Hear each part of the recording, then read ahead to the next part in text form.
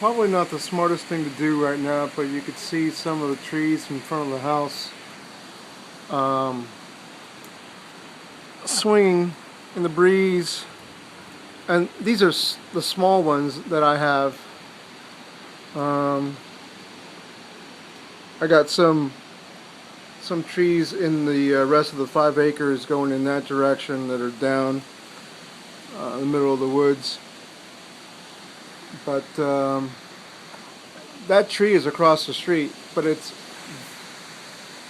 you can see they're swinging like crazy. A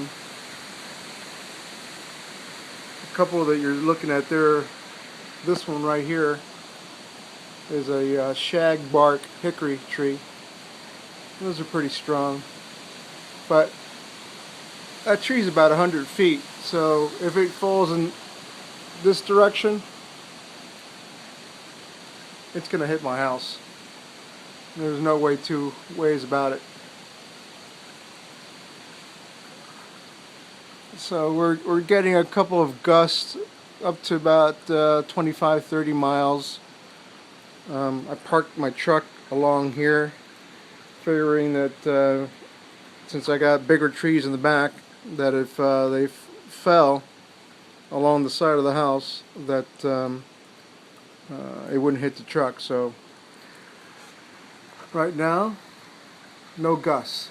Everything is still. But here we're just starting to get another gust, and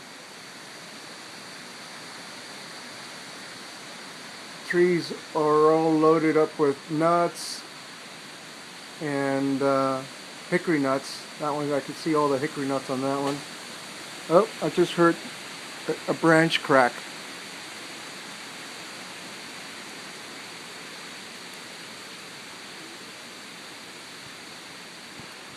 The good thing is that the branches are so heavy around here that they just fall straight down. So that's the good thing. You know, the thing that I worry about is a tree actually completely toppling over in this direction. So we're at the backside of the storm right now, and it is 11:56. 11:56. And we expect to get winds like this until 4 o'clock this afternoon. So hopefully I won't bring out the video to show you any big damage later on. Well, that's Rick's pond across the street, and it's overflowing.